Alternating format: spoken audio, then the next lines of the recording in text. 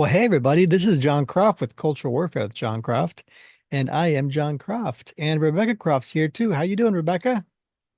I'm doing great. Hi, Jon Croft. How Hello are you? there. We, How are you? I'm doing, I'm doing good. Good. Yes, I'm doing pretty good. Yeah. I, So I'm also doing very good. It's been a great week. yes, it has been a great week. Um, Have you been experiencing any media this week? I have. Yeah. Sorry, I was just like, I hadn't even thought about any small talk. I'm just like small talk. What? What is this thing? It's only big talk It's on only this big talk. on this podcast. Yeah, like I was studying the interview, which we'll talk about with Zachary Levi, and I was like in the weeds with all this detail. So now I'm like, small talk, what is that? Um, and we'll have to get in those weeds with this interview. But yeah, Zachary. so what's that? Zachary who? Yeah, exactly. But yeah, he's pretty big actor. And so I did this article on Media Moses. I've been working on it actually for like 2 weeks. And I had set it aside because actually it's probably been 3 weeks I was working on it. But I set it aside because of all this other stuff that happened in media, including House of David and the Chosen trailer and Gabriel and the Guardians. And so all this great stuff was happening. And then I was like, oh yeah, there's this great interview. And I hadn't put it out. And I watched the interview again and I was like, oh my goodness, I actually missed a bunch. Oh, I didn't miss it, but I guess I kind of glossed over it a little bit. And I was like, yeah, me and, Zachary agrees with me. Well, I agree with Zachary on a lot of things, Yeah. a lot of these things, but it wasn't like a huge deal. And then I was like, wait a second, I agree with him on this too, and that too, and that too. And so I was kind of shocked because yeah. So we'll talk about that. But have you been experiencing any media experiences? Well, thank you for asking. I'm We've had a um busy week. Well, okay, yeah, I'll just quickly share something that I really enjoy, which is called lo-fi worship. And it's Oh basically yeah. just contemporary Christian worship like Hillsong Mm, and stuff like that, slowed way down, and the voices are just kind of minimized and the melodies are sort of brought to the front of the music, and hmm. it's sort of strange and dreamy, Yeah. and I love it. It still feels like worship. In fact, for me, it even Yeah. feels more like worship. So I enjoy that music a lot, and so Yeah, YouTube's changed my way of listening to music and worshiping as well. Like it just totally yeah, changes like, you play one of those like 2 hour long sessions of like, and it yeah, is it is kind of like the vaporwave thing a little bit because it's like sometimes it's slowed down music or something. And yeah, it's just like, I don't know, there's something special about it. And you can kind of like zone out a little bit, a little more effectively than how you were able to do it with like new age music back in the 80s and 90s. Like that it was good, it was fine, but it was like it was still a lot more thinking involved. This is more like, oh, this is like relaxing, isn't it? I like there's more thinking involved. Yeah. Um, Like is there? guitar. Do you ever remember when we used to listen to Guitaro back in Yeah, the day with the taiko drums? Like great, incredible stuff. Like, yeah. but yeah, there's far more thinking involved with that. Yeah. So lo-fi is the new age. I guess. Yeah, I guess it is. But I also listened to this podcast just today, and it was really interesting. And I definitely feel like this guy, Zachary Levi, is Hmm. is singing your song. He So is. He I'm excited is. to hear what you have to say about it. So so so it lets me know that I'm not crazy. Like, like I think I mentioned that to you today. Like because I often will like watch stuff or hear other people talk about Hollywood or hear people talk artists or just people talking about the culture and how we need to do this and we need to do that and we need to do that. And every now and then I'll be like, am I crazy? Like they have these totally different theories that I have. And but then every now and then people like Justine Bateman or Zachary Levi will remind me that I'm not crazy. Yes. And I actually do know a thing or two about Hollywood and the film industry. And it feels validating because these are like-minded artists who have worked, obviously these guys have worked in Hollywood a lot more than me, a lot more. So you know, my attempt at adding anything to the conversation should be taken with a grain of salt. But nevertheless, it makes me feel better that these theories that we play with, these ideas that we play with to improve Hollywood really has support in Hollywood from big people like Zachary Levi, Justine Bateman, people like this. And the reason really is just you just have to have a clarity of thinking and understand enough of the industry to know certain things are just not going to work and certain things are probably going to work better. And anyway, like we'll talk about that, but yeah, thanks for listening to the interview. It's a little long. It's like feature length, but Mhm. if it's with someone like Zachary Levi and it's in depth enough about the industry, it's really engaging and fun. Sometimes you're surprised. But I guess there were a few things that you didn't need to, listen to because we're not going to talk about all the things they talked about. But like I think they start out talking about, I don't know, going to some political event and what it's like being social and like stuff. And I'm like, that's not, I don't care. You know what I It mean? felt Like, it felt unedited. but I like that sometimes. And Yeah. it's good to have a little puff piece, a little every now and then, because that fluffy puffy stuff is nice to get you into the deeper conversations later. Joe Rogan's whole format has proven this correct over and over. People will literally listen to a 3-hour conversation. Half of it's about nothing or just silly stuff. The other half is like in-depth stuff that just people just typically don't talk about or have no knowledge of. And so it's kind of fascinating. And this is a little bit like that. But I do have to say, Matt Walsh is not incredibly well informed on the film industry. He's not really that well informed about how like art in general, how it's made, the craft of acting, how that works. Uh, and this is important to talk about because I find that a lot of conservatives and Christians, in the faith-based industry even, they rely on a lot of these kind of myths about how art works and about how acting works and these things, and they honestly just don't understand how it works. And so they're not really on the inside track of how any of this stuff is made as a result. And they're not going to understand people like actors. They're not going to understand, how to work with actors. But I guess as it comes to my media experiences, we might as well get around to it. Besides that podcast, right, there was a lot of other things, and I can share some of it.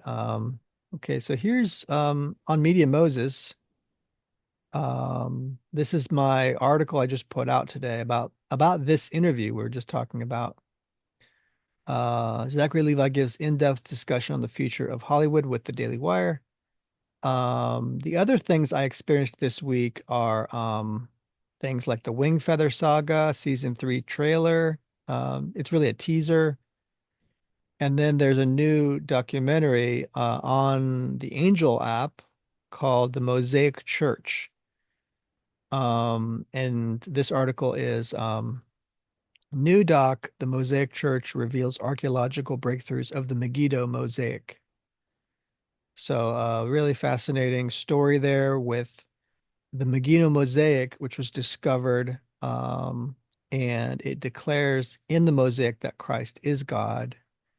And it's one of the most fascinating pieces of archaeological evidence for the church and for Christianity in a long time. So Yay. I think they said since the Dead Sea Scrolls, this is the greatest archaeological find. And so you can watch the trailer there in the article. We discuss why this is an important find. Here's the little doc by not really a doc, but like just about unearthing ancient faith, the story behind the Mosaic Church on Movie Guide. There's a little video there I put up, which kind of gives you an introduction to the importance of the movie and of the archaeological find.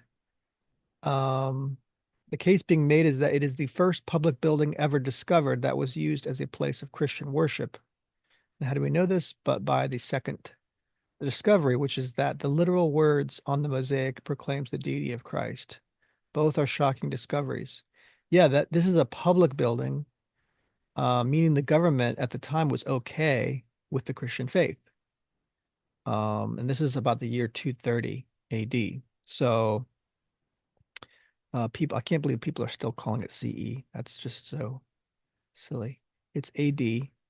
Um, this is not shocking to many of us, I say. We knew this but for many, this proclamation of Christ's divinity was not always common knowledge for those who have remained skeptical of the claims of Christianity, namely that it was a claim that has been made throughout the church's history from the very first century. Many who do not regard scripture as historical evidence claim that it wasn't until the Council of Nicaea, about a century later, that Christ was claimed to be God. But this evidence is clearly seen now on the very floor of the mosaic of this church. So um, there's people who ignorantly don't count the Bible as historical evidence of anything, which is quite ignorant. Um, but these people are in academia. I mean, if they're going to claim any document is a historical document, the Bible is a great one to use because there's so many more copies of the Bible than any other document in history. So, and these are consistent uh, in their copies. So yeah, I give a little bit of the story of that. I also include some things that are not included in the doc, which is about Diocletian that I know about, and you can just look that up too. St. George's death occurs uh, quite soon after this mosaic was there.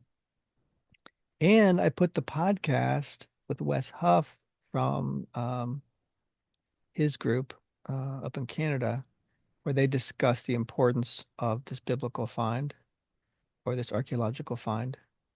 Um, and then there's a link to the full documentary. And so that's one of the things um, I experienced this week. It's a great doc. I enjoyed it. And the other one is this Wingfeather Saga season 3 teaser, which was really good. Just it's just a teaser. I normally I wouldn't do an article about something like a teaser. Um, but this one was really good. My daughter loved it. She's a big fan of Wingfeather. And they also have a little live stream um, that came out a few days ago, which has some important info in there. And so these are some of the things I experienced this week. I do want to play the teaser, actually. Yeah. Yeah. Hope you don't mind. Um, let's see. Here we go.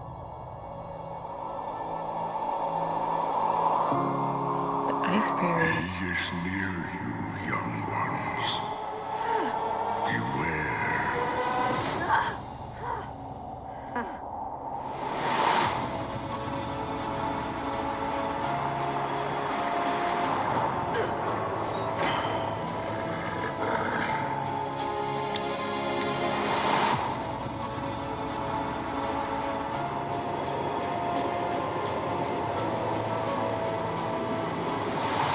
I haven't seen that Shining Isle Productions symbol yet. Is that Yeah, new? it's different There's than the other one. lights in the Okay. snow. Great squishy squealing.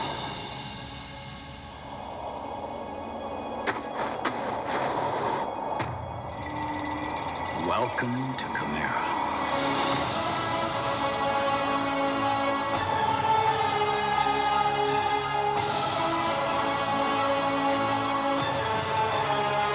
That was awesome, Wingfeather.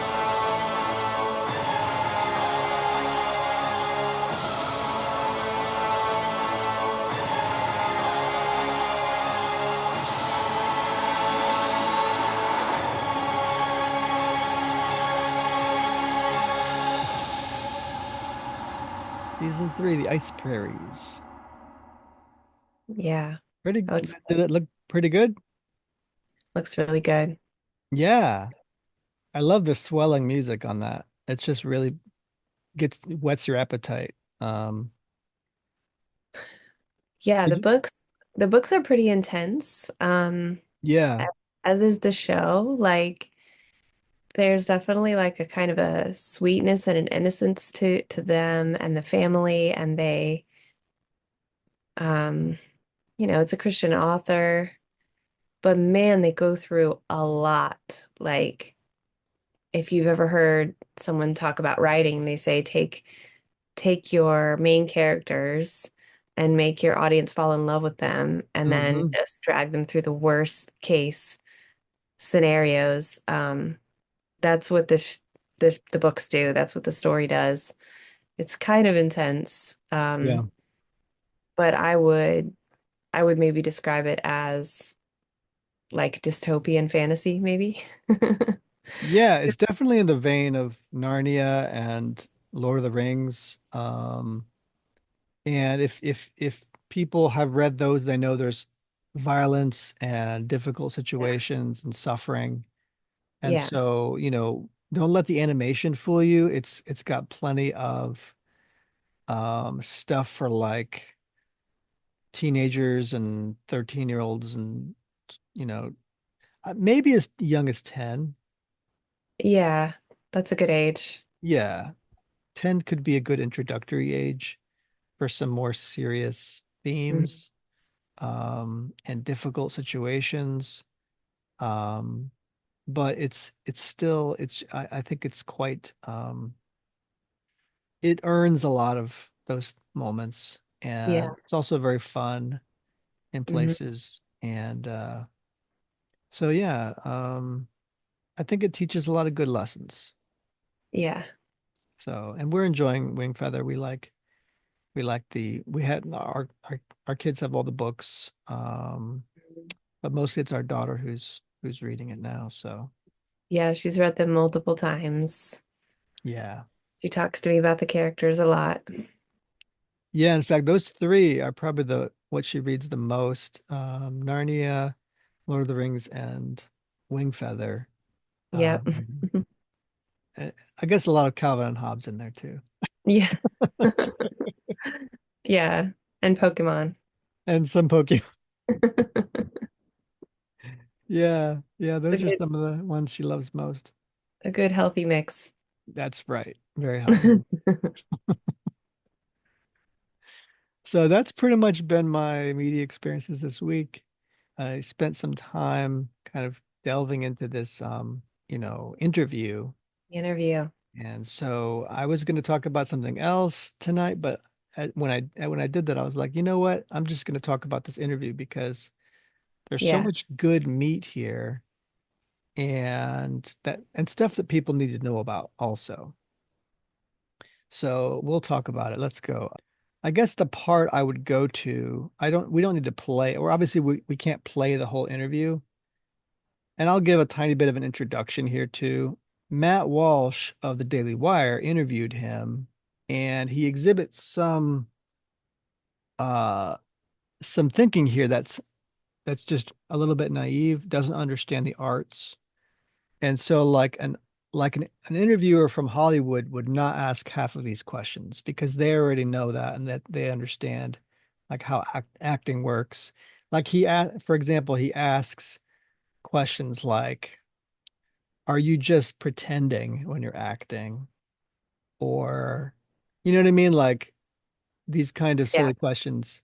And or he thinks of acting as inauthentic.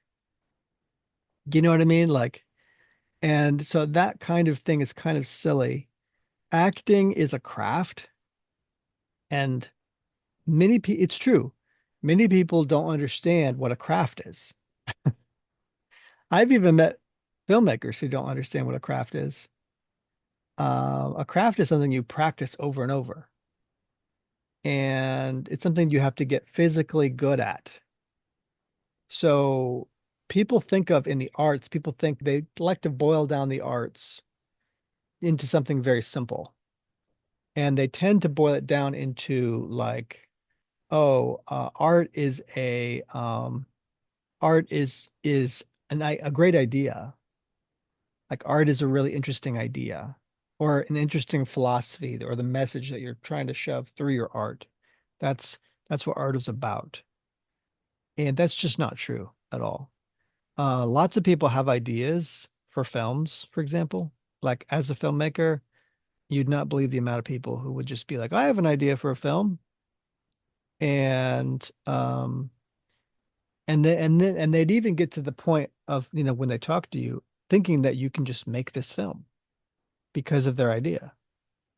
It's going to be great. We can make this film. It's got this great idea in it.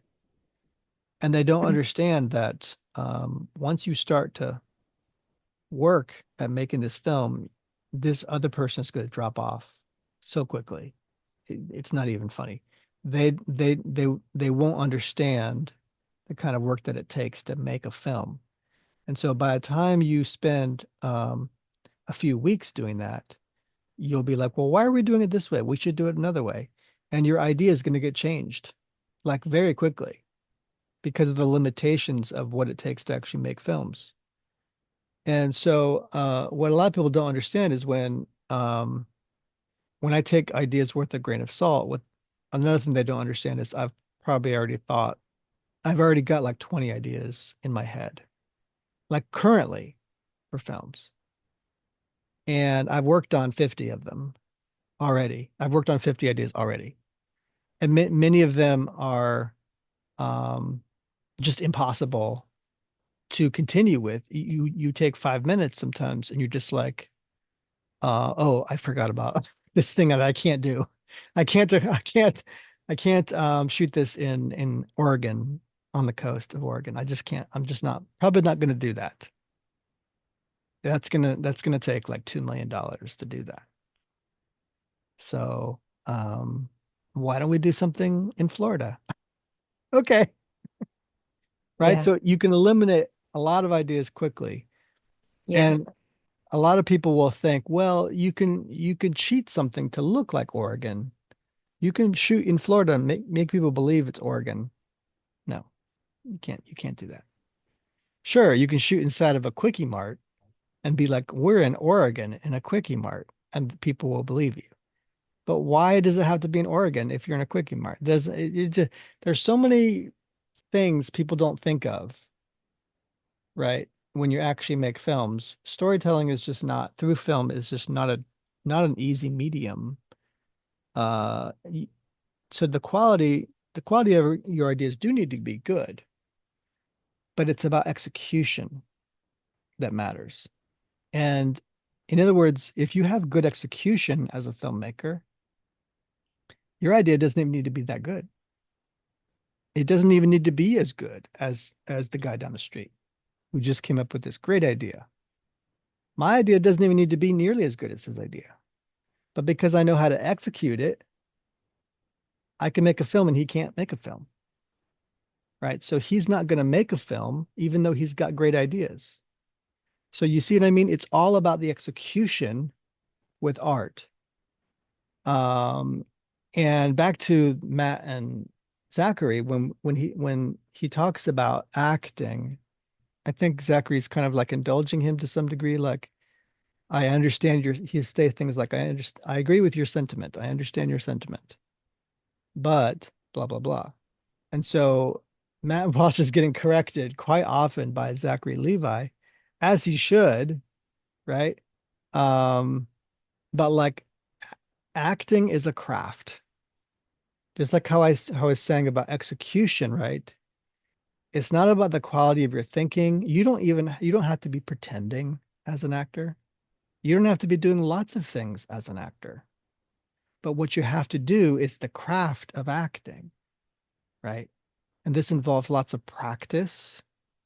This involves, you can think of it as a mimetic craft, right? And all arts are mimetic. So mimetic is miming, right? But there's it's basically copying, right? You're copying behavior that you find around you. So as an actor, you're thinking, wow, look at that expression of emotion. Like there's something in an actor that collects experiences. Something special about actors. I don't know what it is, but they collect experiences and then they want to experience that experience in a way. But they do it, I think, like I can't, obviously, I'm not an actor. I can't step inside the skin of an actor.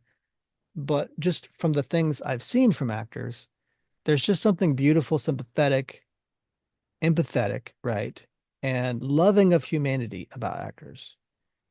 Which is that they mimic behavior of other people that they love, admire, and there's something about their instrument. They call it the instrument. The instrument is your body.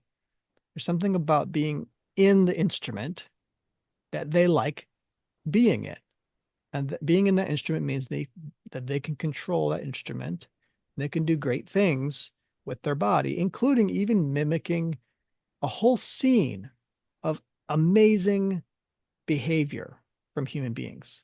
Shakespeare, just an amazing scene between people, and like a difficult occurrence has happened, right? So, people are fighting amongst each other. People are struggling amongst each other. And for an actor, that's just like so wonderful because they could participate in that whole experience that once they watch, then they can participate in that, right? And there's just something about actors how they love doing that. And because they have a good control of their own instrument, right? And a lot of people they just don't. Like, you know what I mean? Like that's actually the skill of acting. It's having good control of your instrument. And when people like me, who's a little bit on the spectrum, like I'm not even aware sometimes of my facial expression. Like I'm just like I don't even know. Am I even making a normal expression for being happy? Is that normal? I don't even know. And Mhm. in many ways, I don't care. But actors do care because they love having control of their instrument. So there's this whole out of body thing that they enjoy. Like I'm, I'm infleshing myself, and now I'm infleshing somebody else, some character, and that's just interesting. There's something kind of cathartic about that for actors. I don't know what it is. I've witnessed it a few times, like very tangibly, and just seeing the joy that comes from an actor's face when they get to do that. It's just Yeah. really cool. But questions from Matt Walsh, such as thinking maybe acting is inauthentic in some way, or that acting is dangerous spiritually in some way, which he brings up at some point. And again, I can answer this very easily. That many people who are concerned, I'm a Christian, if they're concerned spiritually about acting, because actors will use language like, I embodied this character. Or actors will use language that makes it sound like there's some kind of spiritual thing happening, right? Some kind of spiritual transaction happening, change happening. This is 100% not true. There's just nothing weird and spiritual and stuff about acting because acting is a craft. It's all dealing with the flesh, your body, acting a certain way. And you're controlling your body to be able to do that. You're controlling your instrument. So it's literally the opposite of what kind of people who are scared about the spiritual things, they um are maybe a little too worried about that kind of thing. And so when they say I'm embodying this character, what they're really saying is I have to control my body in a certain way to kind of look like another person. And that actually means they have more control over their body, not less, right? Now, these things can take on a muscle memory sort of thing where they're acting natural in that, but that's not lack of control, right? So many people just don't understand this. They're fearful. They think actors are embodying some dad spirit or something when they're doing this. This is just not true. This is a lot of fear mongering or something. I don't know. But it's ignorance about how actors do what they do. There's something beautiful and cathartic about what actors do. And they're actors are just unique people, you know? And God's God's given them a talent and they just want to use that talent and and we should just let them use that talent. So, but we'll get into the interview in a second. I know here I am already going off without even playing the interview. So, um, so silly. I wanted to find, let's see, where's the next thing? It's actually maybe I should play part of that. There is a little bit of him saying this stuff at the 13-minute mark, um, which is about acting. But you just give your all in that moment as best you can.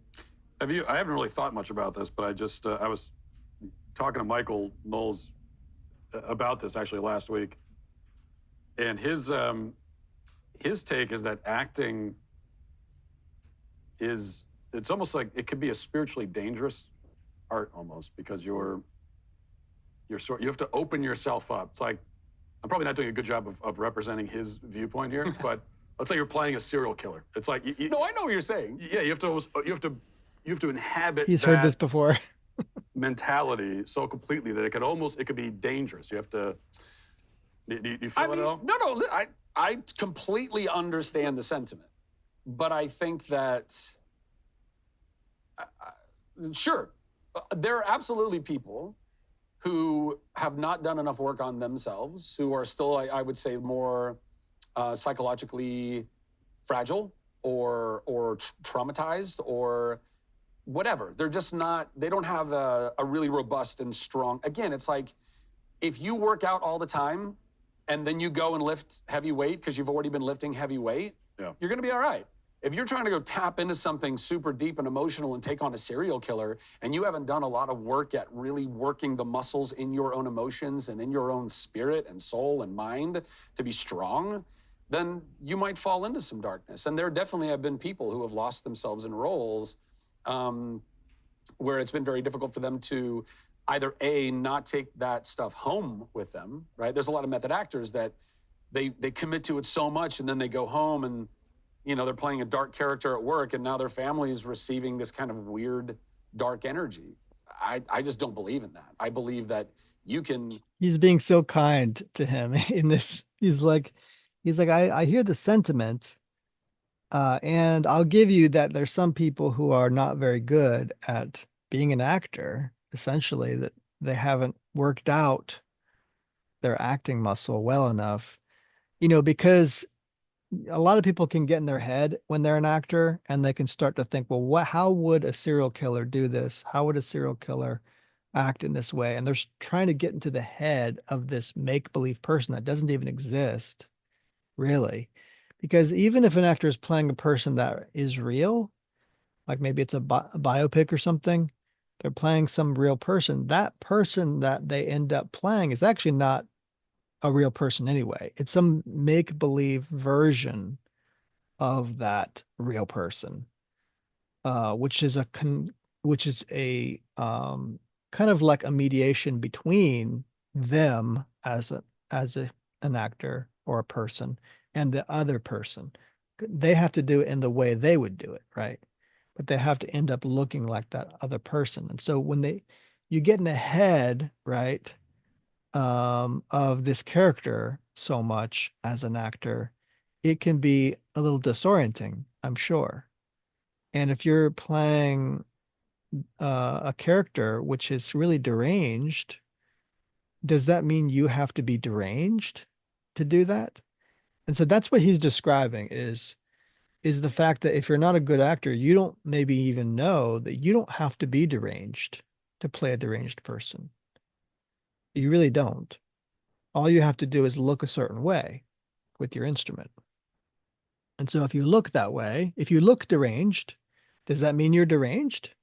No, it doesn't. You're just playing a part, right? So this is what better actors that have more control over themselves, they also have enough mental control. They can tell the difference between the make-believe world and the real world. They haven't lost that connection and the control over themselves. So they don't fall into thinking um, nonsense thoughts like, oh, I have to be a deranged person too to make a deranged face, or something. You just don't have to do that. So you don't have to think that way, even. So I think he's kind of like indulging Matt Walsh here a little bit. But the reason this interview is so important to me is because Zachary Levi talks about a lot of important subjects that Christians and conservatives, in particular, need to hear. He's coming from Hollywood. He's coming from a quarter of a century of working in Hollywood. He knows what he's talking about, people. Okay. And so, one thing Christians, conservatives need to understand if they want to get involved in culture creation, if they want to get involved in doing what Hollywood does, but better, they have to listen to people like Zachary Levi. They have to learn to do that. He knows what he's talking about. Okay. Now, there's some things I would change. Like, there's a different way to say this. And for some people, that might help. I don't know. But I'm not obviously I don't agree with Zachary Levi on everything. And I think there's some ways he could improve his argument. And he was being very kind to Matt Walsh, for example. I might not be as kind, I don't know. But so there are the questions like that come out. There's other things like talking about, does Zachary Levi have control over a film? You know, let me get to that actually. Let me share that. Was that when he asked, do you know if the film you're working on is going to turn out good? Yes, Yeah.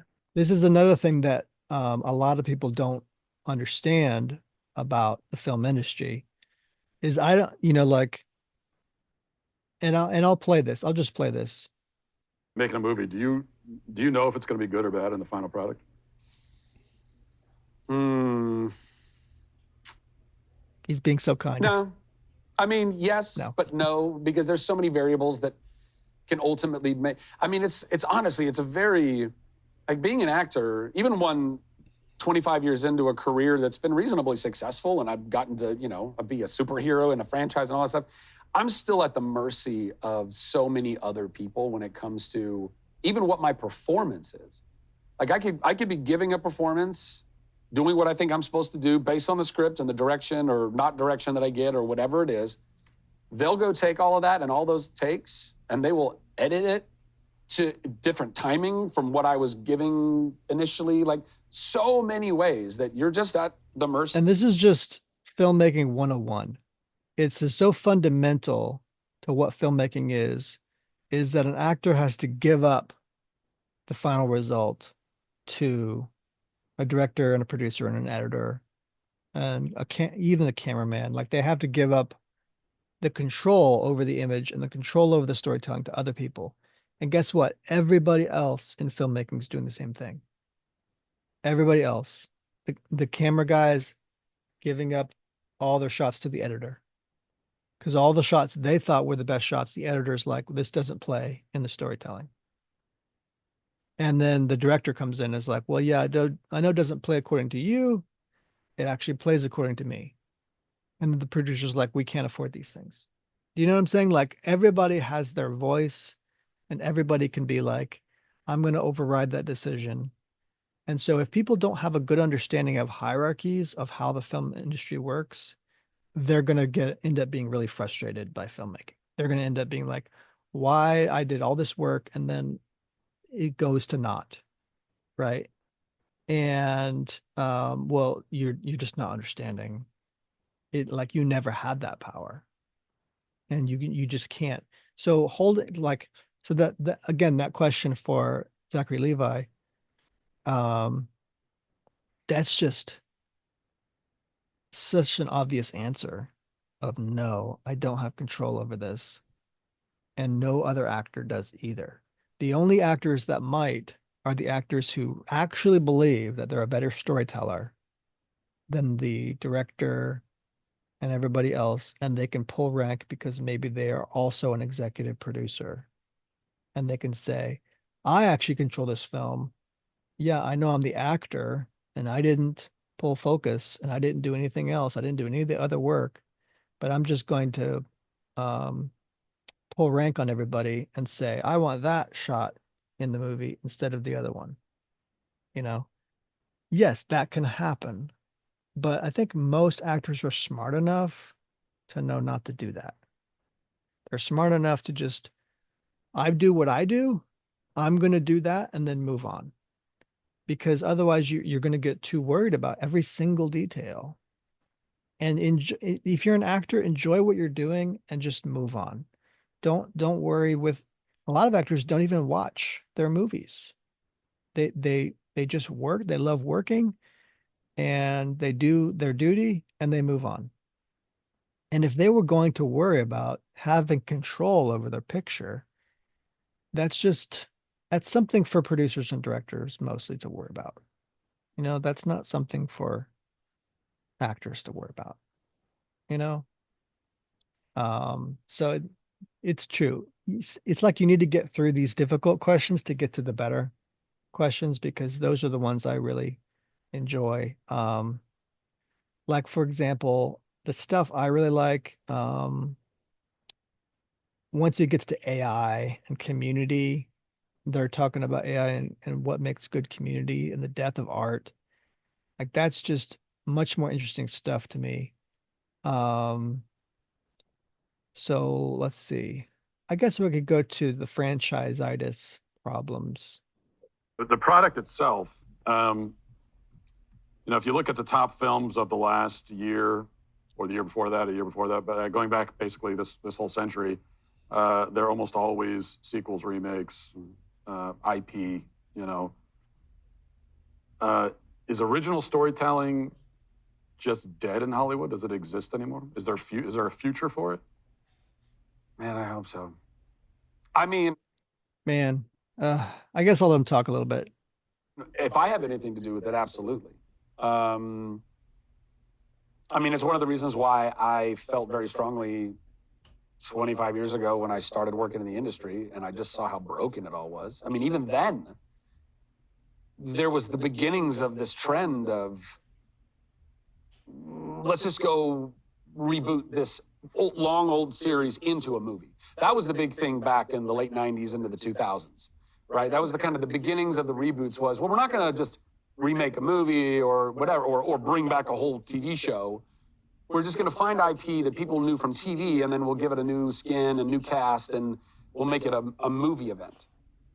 And I remember looking at that, and I was like, and by the way, which is not to say that every remake or sequel or reimagining is bad.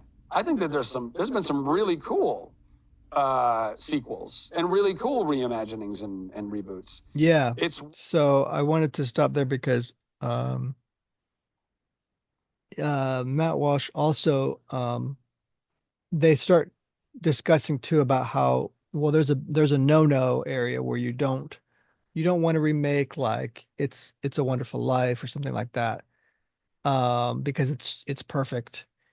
Um, but before we get to that, there's this premise, there's this idea that Hollywood, when it's doing well, it plays with original IP, plays with original stories, and like the health of Hollywood um is going well if they're doing that, and if they're using old stories, obviously Hollywood is not doing so good, right? Because it's too derivative. Um, Remember how I said much of this is about just the nature of art, and there's a lot of myths people have about the nature of art. One of those myths is that art is original. It's just not. Art is not original. Art is almost always derivative and mimetic. So just like how an actor copies a performance, and they're they're they're they're drawing in knowledge, right? And then they're creating a performance from that. All art is the same way. So you're drawing in knowledge from the world around you, and then you're creating something. You're regurgitating this idea from that and creating something. So the real art isn't just the idea of, oh, I've got in my head this idea of her story, or I've witnessed something in creation or in some other story that I really like, and I'm going to spin that into a new story. That's not the real art. That's just normal living. The real art is making it with your hands. That's actually the real art. You can have great ideas. You can have what you think is a bunch of new story ideas. Understand that those are all derivative. They come from someone else's story. They've been they've been kind of like recycled, right, through the human brain. Great visual artists, they do still lifes. They copy what they see around them, right? So there's this problem with that whole premise, which is that Hollywood needs to make original IP again, right? And I think that is a flawed idea. And that, yes, that actually means I'm okay with franchises. I'm okay with sequels. I'm okay with reboots. I'm okay with all of that. Why? Because I already know that everything is a reboot. Everything is a reboot. What people need to understand is that the craftsmanship is what suffered. The craftsmanship is what suffered. And the ability to make something beautiful with your your understand your understanding of the craft, right? That's the problem. It's not that there's no original ideas in Hollywood. It's not that, because there aren't. It's not that they're like, I don't mean that literally, okay? People have new scripts and new stories, and they've made a new original script, the story that's nobody has ever heard of, right? But understand that the nature of art is that that story comes from somewhere. It comes from their experience. It comes from their life somewhere. It comes from their knowledge of other storytelling, right? So, as they say, good artists steal. That's what good artists do. This is just normal for art. So we like to pretend in this in in our brain that art is not derivative and mimetic, and you can make original things. And the truth is, as you go down to the foundations of it, no, you can't. So I just want to dispel this myth right away that original IP is the holy grail of a great healthy Hollywood. That's not what it's about, okay? A little sleight of hand, maybe for some people. It's like, well, you're still saying you want original IP, you're still saying you want good art, good filmmaking. What's the big deal? Why say that? Well, it's still important because it means we shouldn't be so against reboots and franchise and all these other things. The thing we have to focus on doing, it's not so much that it has to be an original script, it's that it has to be executed well, right?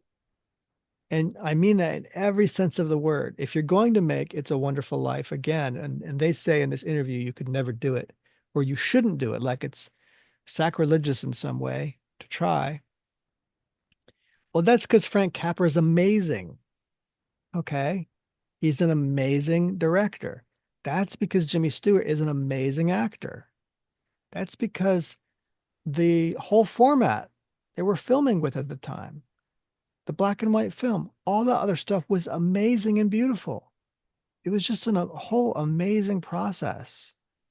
And to think that you can copy that or that you can make something as good is kind of silly in many ways. So, you know, what you have to do though is get a certain artist who can do something like that, who can make almost like make It's a Wonderful Life, except better, right? And how is that even humanly possible? I can tell you it's possible. It's just most of us can't conceive of it. It takes the right person, it takes the right artist to do that. And the truth is, we just don't believe in our artists now. And there's no wonder we don't believe in our artists now because they make junk. They mostly make junk in Hollywood. So this is why we're like, no, no, don't do that. Right? This is why we have that no reaction to making something beautiful because we just don't believe some artist could be good enough to make It's a Wonderful Life and do it justice. And the truth is, you're probably right. They don't. They probably cannot do it. Right? So who are these terrible filmmakers we're allowing to make films anyway? Why are we allowing all these terrible filmmakers to be making films? Filmmakers we don't believe in. We need filmmakers we believe in who could make amazing stuff happen. And if we had that, we would start going, well, maybe it's possible. You never know.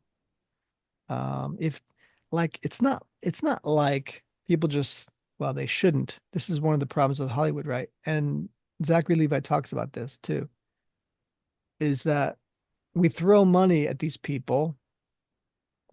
It's no wonder they just come up with junk, right? You shouldn't just throw money at people, right?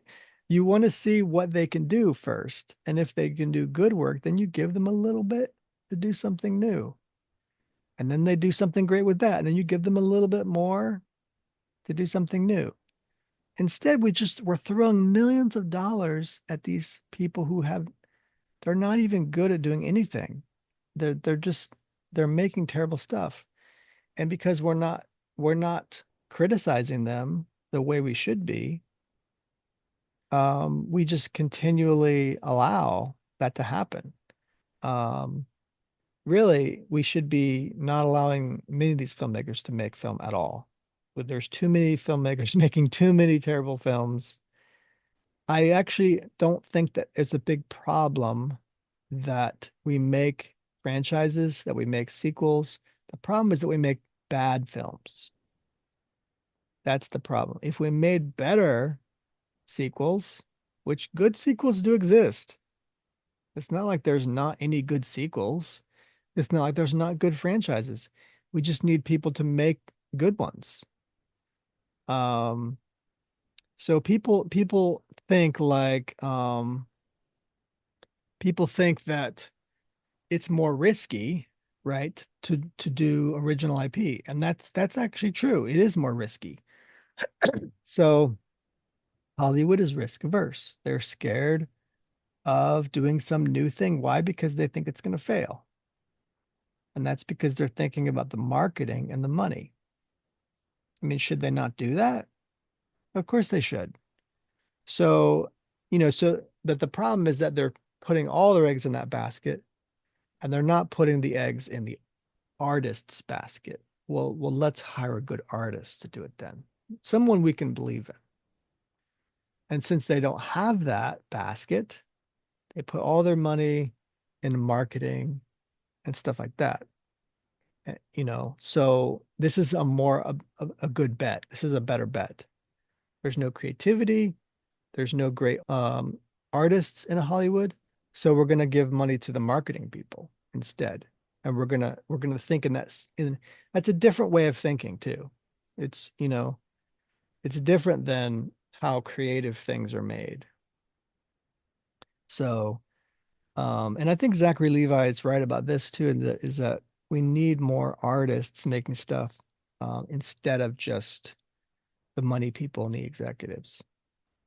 But I hope that, like, I'm building a movie studio in Austin, Texas. I'm not the only person who wants to go build an independent studio. I think my concept is quite different than a lot of other concepts, but still, at the heart of it, I'm trying to create a place where independent artists, kind of like essentially what Charlie Chaplin and Mary Pickford and Douglas Fairbanks and all those OGs back in the day, because Hollywood's been broken since the beginning, they knew it, and they were like, let's go do our own thing. We don't need these guys. Unfortunately, the way it was all set up, they actually did need those guys back then. It was a different system. But now we don't. We legitimately don't, and I think we need to cleave off of it, because trying to get a new idea, trying to get an idea that doesn't get so mangled in the process. They might say, hey, that's a great new idea. We love it. But we're going to change everything about it. And it's going to start towing some agenda that we want to infuse into it. And you're like, well wait, but that's not the story that I pitched you guys. No, we love it. We love it. We just want to change everything about it. But new thing, right? So there's so many reasons why we need to get off the teat of the broken system. So the movie studio that you are going to start, how is it going to be different from? Well, That's a good question. But yeah, what Zachary was just talking about was how they're focusing on the marketing instead of the artistry. And because it makes sense to them, right? The artistry part doesn't make sense to them. What a lot of marketing and money people, the way they think in Hollywood is, well, I've got this director. Sure, people say he's a great artist, but my job is not to let him do whatever he wants. My job is to just acquire him. And so when you've got him, you've got a script, and now you can play in the little sandbox, right? Because you achieved your mission of getting the director, right? This great artist director people respect. But guess what? They actually don't respect the arts. So they just got what they wanted. And that's the director as an attachment. And then now, as the director goes to work, they can just change the director's work however they want, because they actually don't care about the art. So sad but true. At 36 minutes, he talks about something else here. things like, for example, I think that one of the biggest things we've lost in Hollywood is we've lost community. In fact, not just Hollywood, around this entire country, in every industry, in every state, in every city around the world, we don't, I think most people don't understand what it means to actually have community.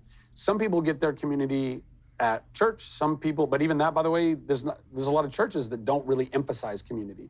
You go once a week, maybe twice a week. A lot of people don't connect with their church friends beyond that. You might have community at work. A lot of people get their community from work. I think that's actually where most of us have always gotten community, and that's one of the reasons why it's important to foster that. Oh my goodness. I've said this same thing so many times. Yeah, And you I have. Yeah, and I feel like people still don't get it. But I think he gets it, because did he ever bring up anything on the internet when talking about community? No, he's only bringing up in-person things, right? He's bringing up things like church, work, things where you actually can have real community, because he understands what real community is, Hmm. right? And so this is such an important factor here. Um, he's because he's answering the question of, well, how do you intend to change Hollywood? How do you plan and hope to change Hollywood? And he's bringing answers that I think most people would think, oh, I can't control that. So I'm not even gonna include that in my answers. But the truth is you can't do that. You have to accept the truth, even if you can't change it or you don't understand it. It doesn't mean you just put it to the side. No, community is essential to fixing these things. And you have to acknowledge these facts because there's an important thing he mentions too here. Another important thing about community is not just for your own benefit, your own like spirituality or whatever, your own feeling of self and identity, and love in, with you and your friends in your community. But in the very end of this interview, I think even like the last minute of the interview, it's like he just drops it at the end and he says, I actually think I might just go there. Um, let's just go there because this is an important reason to bring up community. Really important. Um, for filmmaking specifically.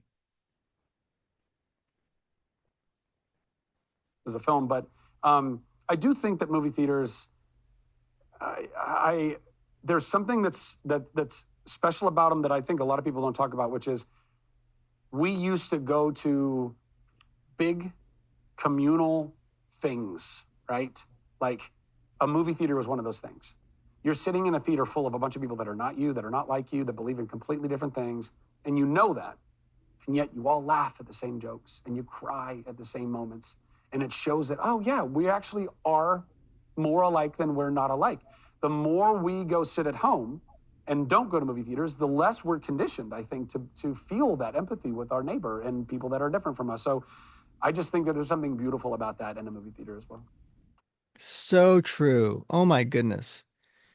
This is why when people say theaters are dead and we should stop going to theaters and all this stuff, they don't know what they're talking about because sure, like people have moved to the streamers, people have moved to YouTube and the internet, sure, with the false belief that this can substitute community.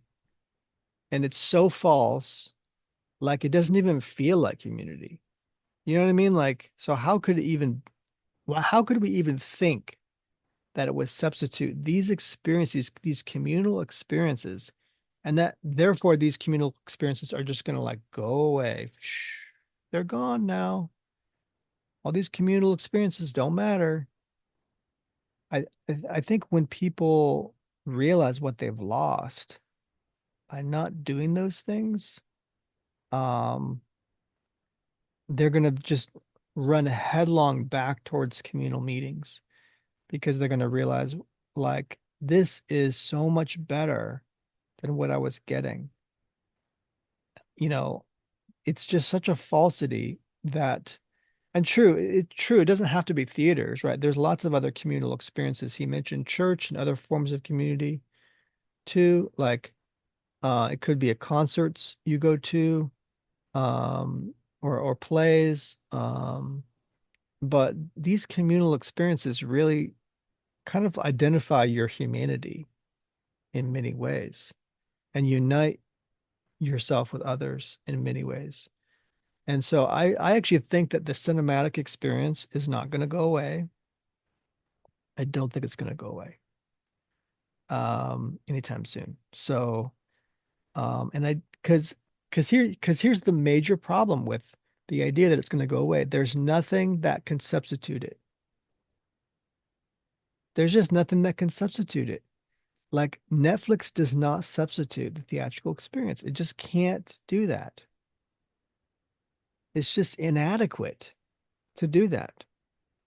And I think that there's a chance that something like video games could one day do that, but it's going to be also be different than what it is now in order to substitute because video games really aren't communal enough and they're not big enough like the theatrical experience. They can become something like that, with additional technology and things like this, but I don't think that they can substitute the theatrical experience yet. These are two different kinds of art forms, essentially. And you're going to need an art form that's close enough to the theatrical or to the film, but it's close enough to the theatrical where it can substitute the theatrical, because it's better, right? And we just don't have that, you know? So I mean, this aspect of community also, it's just really important to remember that, we're talking about reforming Hollywood here. And how are you going to do that when you don't even believe in the theatrical experience? Like that's just not, like the theatrical is where the art form shines. And so what we don't need kind of a backtracking from the art form and saying, well, the problem is the cinematic or the problem is the art form. No, actually the problem is not the art form at all. The problem is the people in Hollywood who run Hollywood don't actually believe in the art form. They're just making money and they're spreading their ideology. And so these are the things that have become more important for them instead of the actual art form, instead of storytelling and myth making and all these beautiful things you can do with the art form. They just squandered all that. And these are the things that really matter and are really worth something. So, if you hold on to those things, then you can get the art form back. You just have to show respect for the art form. And there's a little bit more discussion on this too. He talks about, um, I'll just play it. There's no one saying, was this a story even worth telling? Does this story matter? I feel like they're probably not thinking about that as much. Is that part of the problem? There's just not as many people involved who actually are worried about forget about whether it can make money. Is this story, should it even exist? Is it worth telling this story? Well, like I was saying, I mean, I think that's part of the problem. I think that within the executive class at this point, I think that there has been a real changing of the guard in the mindset of what it means to be an executive today. And this is not an indictment of who they are as human beings. Although I think that people that allow for it are lacking in some, like, I don't know, like bottom line, like just the integrity to say like, hey, let's not go do this. Let's not go down this road, right? Right.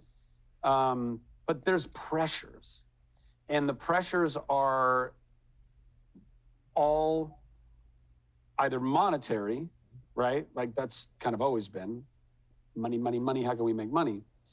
But then there's also been this insane, I don't even know socio-political agenda pressure that comes from lots of different places, but that ultimately starts shifting cultural perception. And the studios become victims of that too, I think. I don't think, Right. a lot of people want to say that Yeah, a lot of weakness in the studios because they don't care about the right things. They don't care about the art. They care about other things like money, compliance, and virtue.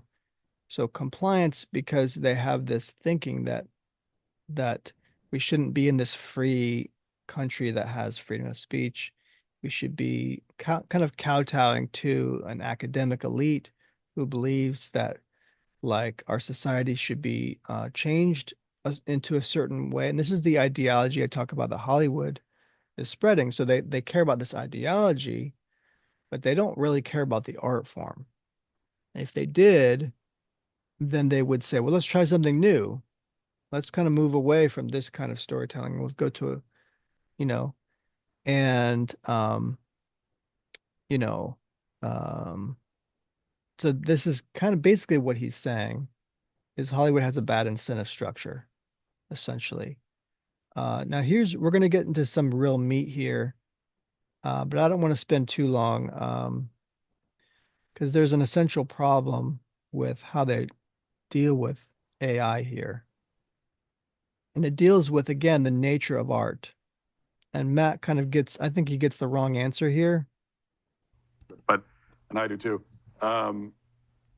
So AI in the film industry, is this where things are heading? Are we heading to a point where they're just going to like type in a prompt and generate a movie and throw it out there for the masses? Are we going there? And how do you feel about that if that's where things head? So the short answer is yes. Yes, the short answer is yes. The long answer is yes. You know, obviously I'm interrupting Zachary Levi here a lot, and sorry for that, everybody, but watch the interview if you want to hear Zachary Levi's answers to all this stuff. I'm just telling you my take on it. And some of what Zachary says is that based on his knowledge of AI, he believes that it is going to become very indulgent. AI is going to become an indulgence that people have where they get to create their own art. They believe they're creating their own art as a creator. And so they learn to type in the right prompts, and they're going to have a movie made of anything they want. And believe me, like this is going to be very compelling, like he says. He says he's studied it enough to where he really feels that AI will be massively powerful for making films and these kinds of things. And that as a result, it'll hollow out a lot of the industry because why do we even need it, right? If you can make a film of whatever you want, even you're in the film, you can put yourself in the film as the hero. You could be Superman or whoever. Um, and the AI can create something that looks real, absolutely real. Um, and that's just a matter of time before that happens. So, and then it's going to be far cheaper than watching a traditionally made film. So there's just too many reasons why this is probably going to happen. Um, and um, Matt Walsh basically responds with AI cannot make art. It's um, basically AI can't make art. It's and so it's not impressive to Matt Walsh, and so nobody will desire it. And I just think that this is a very silly response. I mean, don't get stuck on the definition of art. That's irrelevant. Um, and don't get stuck on the idea that, well, because AI doesn't impress some people, like Matt's not impressed by it, but that doesn't mean nobody else will be impressed by it or nobody else will desire it. And also don't think that just because a human being did not craft it like a craft, that they will not find AI film to be impressive. Um, there is an experiential element to art, and which is the viewer's response, the viewer's emotional response to art. And as our society is more and more and more about me, and about the way I think about everything subjectively, why would they not want to just eliminate the idea of the other artists altogether? And it's all about the experience of the art for them. It's no longer about the idea that they have to witness some artist go through some difficult craft and hone their craft. They don't even know about that and how that works anyway. Why would they care about that? What they want is an experience, right?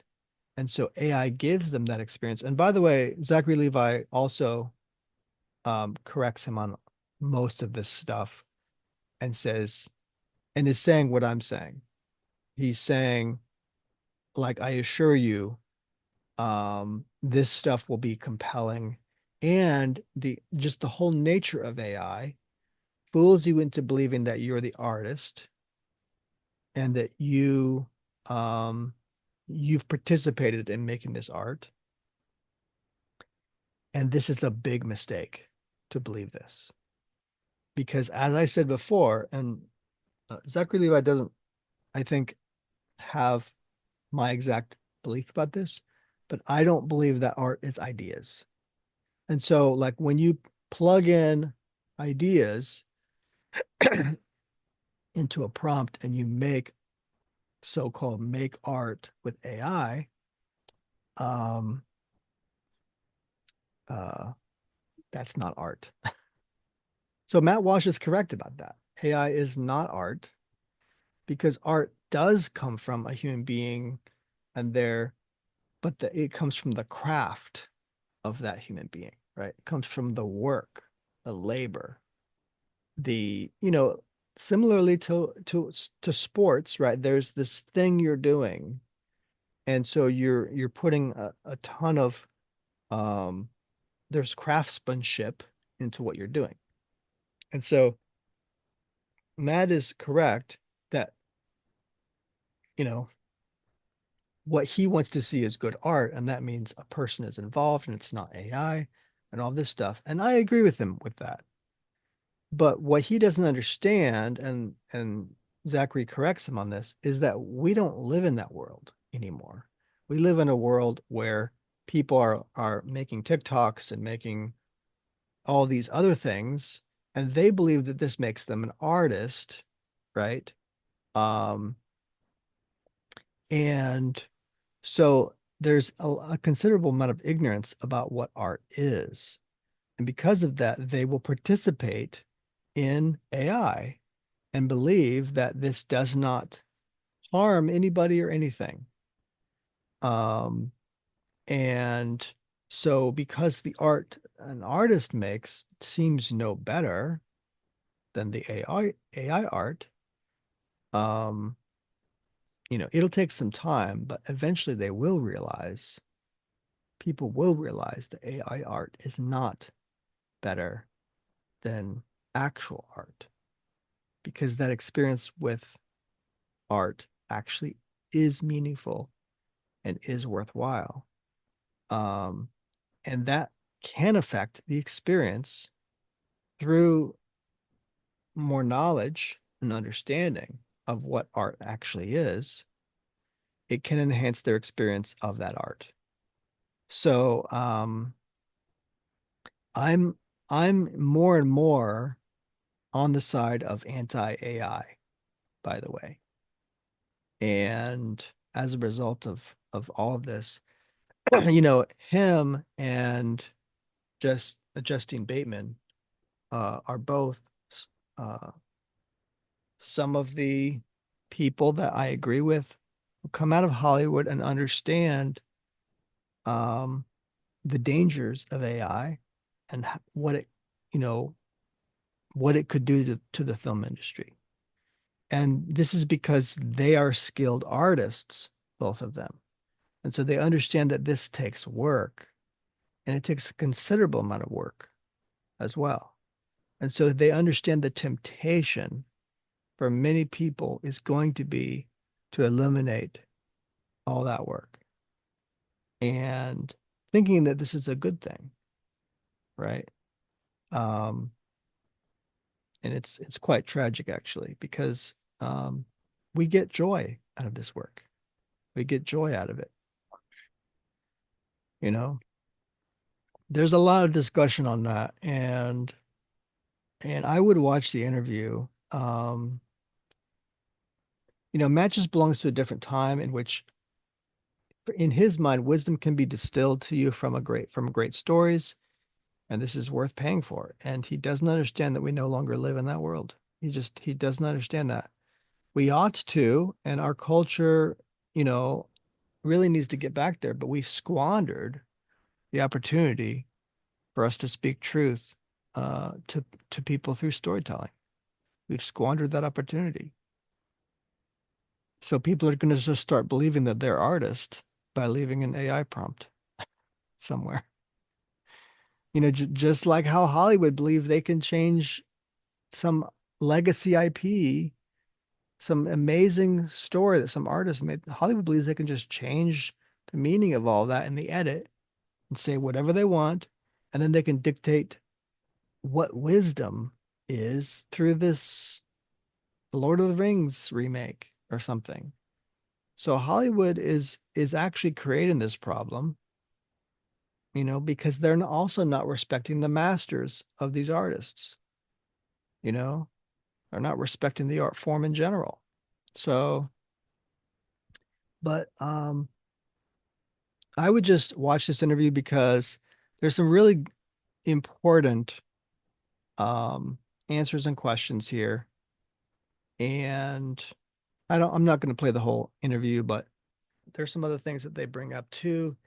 Some, least of which is not like his Wildwood Studios discussion. He talks about how he would improve things on his studio, which is called Wildwood, with a Y.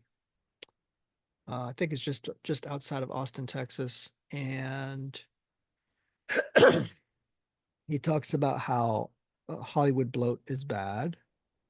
Um, Describes it as um, just the right amount of fat around a person. You need a little bit of fat, but not too much. I think that's true.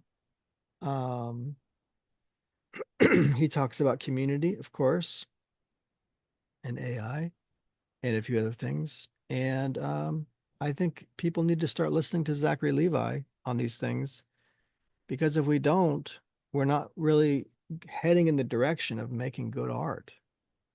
It's instead it's going to be some kind of harebrained scheme to get Hollywood to move to Texas and get force Texans to pay taxes so they can do that. Like the way that remember that article I wrote, honey?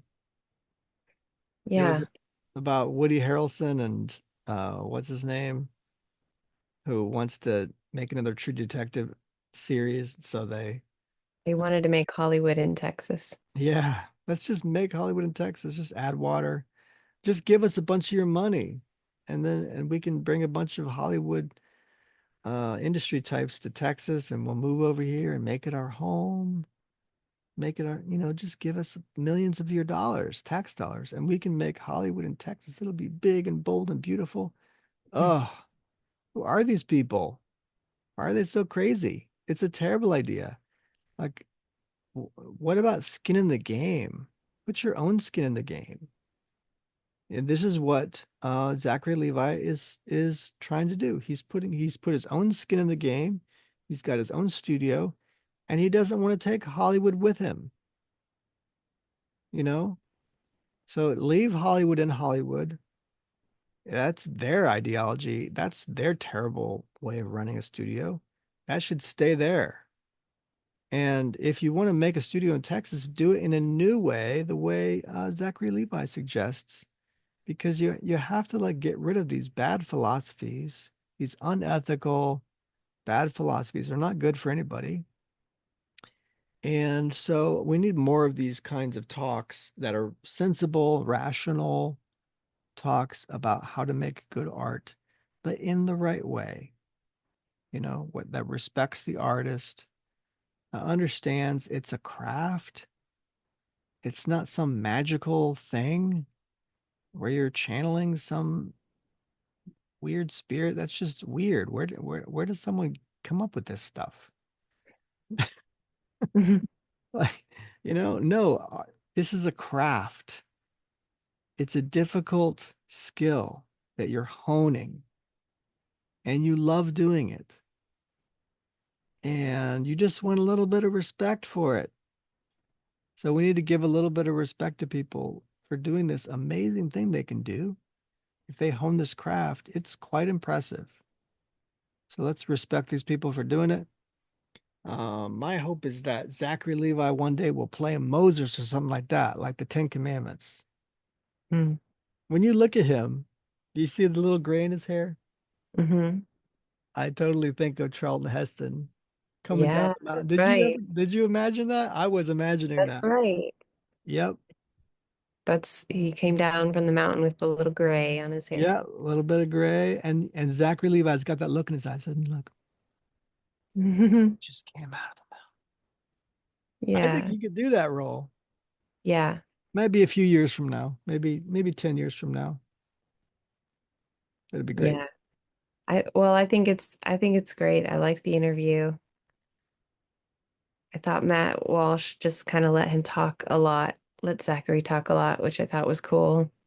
Yeah, nothing wrong with Matt Walsh. He's just not he doesn't interview a lot of actors like Hollywood actors. So he does, you know, Yeah. Daily Wire needs to get somebody who like knows what they're talking about a little bit on Hollywood as it comes to entertainment and do some entertainment interviews and all that stuff. Nothing wrong with Matt Walsh. I love Matt Walsh. Yeah. It Some of that stuff was a little silly, but um you're right. That was good. Yeah, and I liked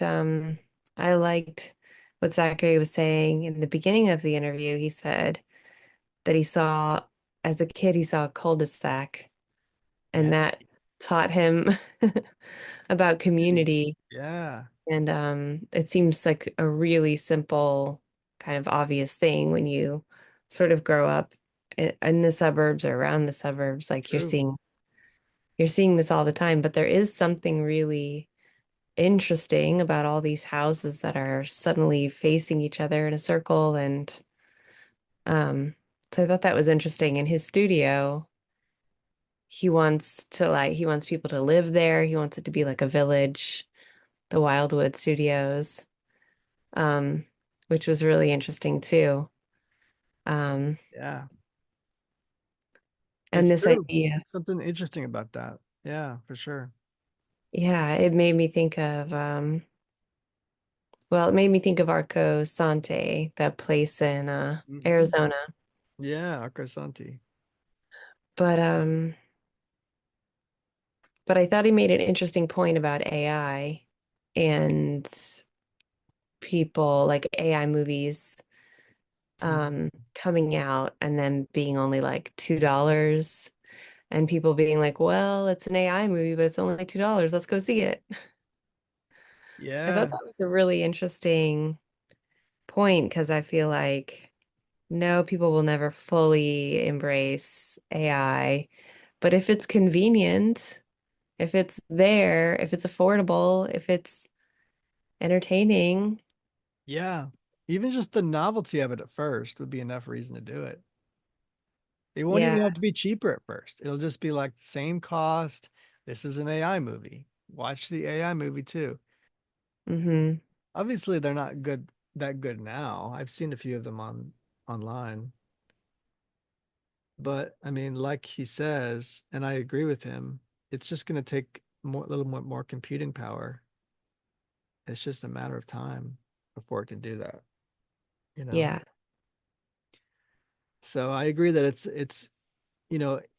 to me, I don't think of it like a threat as it comes to the technology. I think of it as a threat as it comes to the way human beings are relating to it.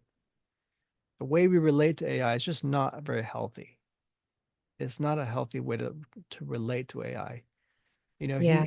he was even mentioning how isn't it great? The more we have these Tesla cars and these devices that have AI in them, it's going to make a lot of life easier. And that's true. And in a way, there's nothing wrong with that. Except why are we using AI mostly in these other ways, which is to Yeah. destroy so many of our great very human, uniquely human industries? Why Hmm. are we using them mostly for that reason? That just doesn't make sense.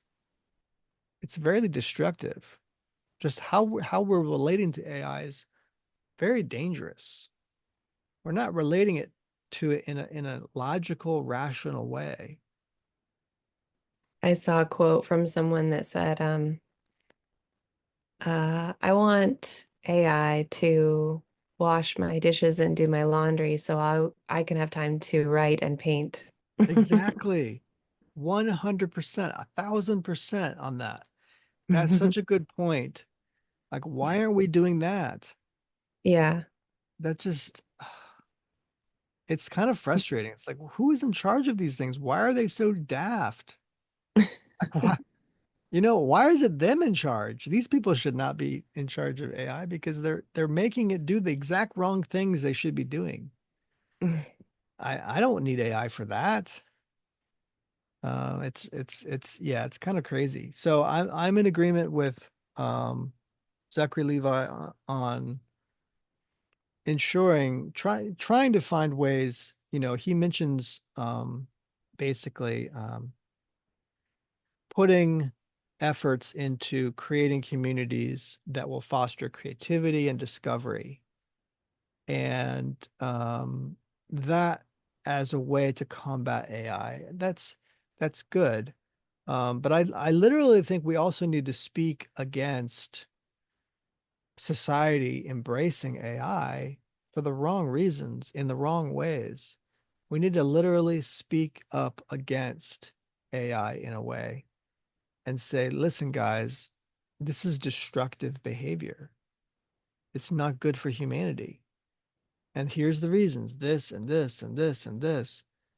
And so, like we really need to work at doing that. We need to find ways of identifying kind of the lies in our society, identifying them and fighting against them, fighting against these ideas that are really destructive, dangerous ideas. And if we can't do that, like it's just going to overtake us, you know, and you won't be able to resist using AI, because you'll think, well, what's the harm in using AI? I think Justine Bateman also very correct, very good at like trying to create a movement that's against AI and fosters love of the artist, the film artist. I just wish she would drop the unions. If she can drop the unions, she's hollowing out a space then for young new creative artists who cannot who don't have the money to deal with unions and maybe they don't live in a union state or what have you, like I don't. Um, and so many states that work with unions do not have good relationships with unions. Why make that a requirement to be a Credo 23 filmmaker? That just does not jive with me at all. So this should be a non-establishment movement, non-Hollywood, non-establishment, and that means non-union. And you could just make whatever.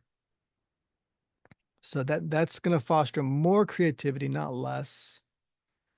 We don't need to exchange our AI masters for more human masters. We don't need to do that. It's just, um, let's just keep it clean of all that stuff.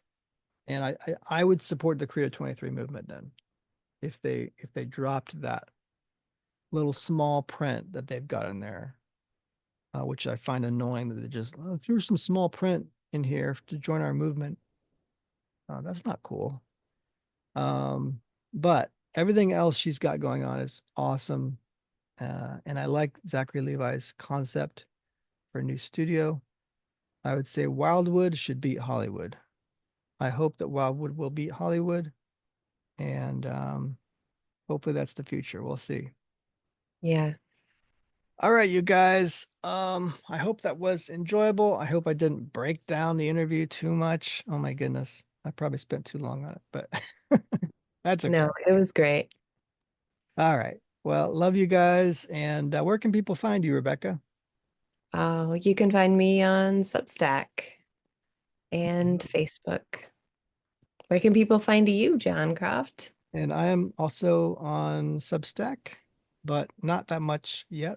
I'm mostly on YouTube and X. So you can find me at Jon Edward Croft on X and the Media Moses on X. And you can find me at Cultural Warfare with Jon Croft on YouTube and MediaMoses.com. Don't forget MediaMoses.com. Yeah. So I hope you enjoy our articles there. and we're trying to grow that into some kind of beautiful thing. So we'll see. But enjoy your weekend and stand up for the culture.